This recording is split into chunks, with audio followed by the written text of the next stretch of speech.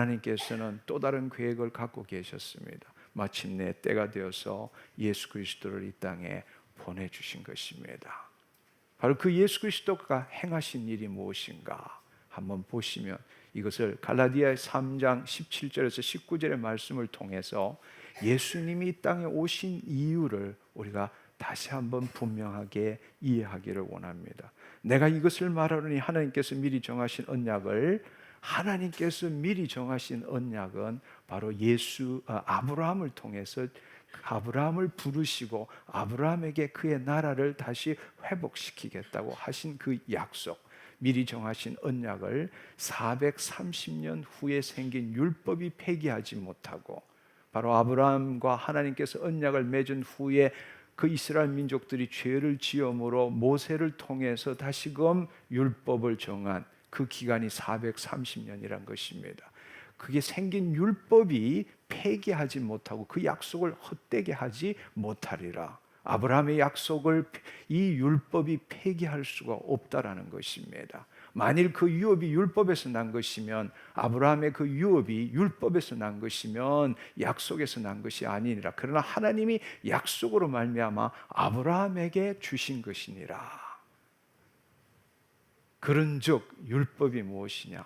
범법함으로 더하여진 것이라. 천사들을 통하여 한 중보자의 손으로 베푸신 것인데 약속하신 자손이 오시기까지 있을 것이라 말씀하셨습니다. 우리는 지금 예수 그리스도를 믿고 죄 사함을 받고 구원을 얻는다라는 그 관점에서, 우리의 관점에서 볼 때 구약과 신약은 율법과 은혜 이렇게 볼 줄 모르지만, 사실은 예수님께서 오신 그 배경은 보면 율법이 무엇이냐? 본래 하나님께서 아브라함을 부르시고 하나님 나라의 약속을 주셨는데 그 이스라엘 백성들이 그것을 지키지 못하기 때문에 율법을 주시고 또 대속의 제사를 지내게 했지만, 그 아브라함에게 준 약속이 사라진 것이 아니라는 겁니다. 율법을 주신 이유는 그 약속을 주셨음에도 불구하고 그 약속을 이루지 못하고 계속 죄를 짓기 때문에 범법함으로 그 약속 위에 더하여진 것뿐이고, 그것은 모세로부터 주어진 것이지만 바로 아브라함의 자손이, 아브라함의 씨가 다시 올 때까지만 그 율법이 유효하다라는 것입니다. 할렐루야, 아멘, 아멘. 따라서 예수님께서 우리가 율법을 지키지 못하고 죄를 날마다 짓기 때문에 예수님께서 우리의 죄를 사하시기 위해서만 이 땅에 오신 것이 아니라는 이야기예요. 바로 그 예수님께서 처음 오셔서 공생의 사역을 시작할 때 선포하신 그 복음이 무엇입니까? 때가 차고 하나님 나라가 가까이 왔으니 회개하고 복음을 믿어라 라고 말씀하신 겁니다. 바로 아브라함은, 예수 그리스도는 이 율법의 저주로부터 우리를 죄 사함을 주기 위해서가 궁극적인 목적이 아니라, 그것을 통해서 우리가 다시금 아브라함의 약속을 이어받는 아브라함의 자손이 되고 아브라함의 약속하신 유업, 즉 이 하나님의 나라를 이루는 유업을 이어받도록 하기 위해서 오셨다는 사실입니다. 아멘, 아멘.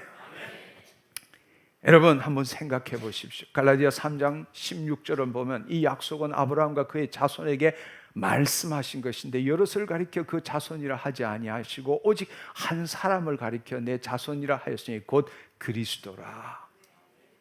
바로 그 그리스도께서는 아브라함의 자손, 아브라함의 씨로서 이 땅의 인자로서, 그분은 하나님이시지만 죄 없는 인자로서 이 땅에 오신 것입니다.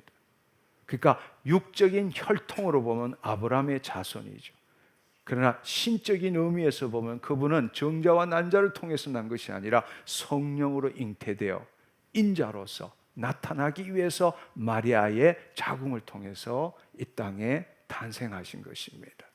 그러나 분명한 사실은 그 아브라함에게 준 그 약속, 하나님이 언약을 맺은 것은 결코 변경될 수도 없고, 하나님께서는 처음 하나님 나라를 이루기 위해서 이 땅에 하나님의 자녀를 창조한 그것을 다시 회복시키기 위해서 아브라함에게 줬던 그 약속을 지금 예수 그리스도를 통해서 다시 이루시고자 하고 있다는 사실입니다. 그 일을 위해서 아브라함의 씨로부터 난 많은 자손이 아니라 예수 그리스도, 그 예수 그리스도를 통해서 다시금 그 약속을 이루기를 원하신다는 겁니다. 그래서 그 일을 행하기 위해서 죄의 삭은 사망이고 피 흘림 없이는 죄 사함이 없기 때문에 갈라디아 3장 13절에 그리스도께서는 우리를 위하여 저주를 받은 바 되사 율법의 저주에서 우리를 속량할 수 있으니 기록된 바 나무에 달린 자마다 저주 아래에 있는 자라 하였음이니라. 바로 십자가의 사건은, 그 십자가의 사건은 저주의 사건이죠. 바로 그 예수님께서 모든 인류의 죄를 친히 담당하시고 그 십자가를 지심으로 죄의 삭은 사망이란 모든 율법의 저주, 사망의 저주를 예수님이 친히 담당하셨다는 것입니다. 그러나 그것이 예수님께서 오신 복음의 전부가 아니라는 것입니다. 바로 그렇게 함으로써 우리가 죄 사함을 받고 또 하나님의 자녀가 되어서 아브라함의 약속, 아브라함의 유업을 이어받게 하기 위해서라는 사실입니다. 아멘. 놀라운 사실은 여러분 이 말씀을 한번 보십시오. 갈라디아 3장 8절에 보면은 하나님이 이방을 믿음으로 말미암아 의로 정하실 것을 성경이 미리 알고 먼저 아브라함에게 무엇을 전하되? 복음을 전하되 모든 이방인이 너로 말미암아 복을 받으리라 하였느니라. 너무 놀라운 이야기죠. 여러분 이때 복음이라는 것은 유앙겔리죠. 이것은 신약에 쓰이는 용어입니다. 그런데 놀랍게도 사도 바울은 이 신약의 용어를 바로 여기에 보시면은 하나님께서 아브라함에게 복음을 전했다라고 말씀하시는 거예요. 그 복음이 무엇입니까? 바로 아브라함은 하나님을 믿음으로 의로 여긴 바 된 것처럼 우리가 예수 그리스도가 하나님의 아들이시고 메시아라는 것을 믿음으로 의롭다함을 얻는 것이죠. 그 믿는 내용이 뭡니까? 아브라함을 통해서 하나님 나라를 이루시겠다는 것.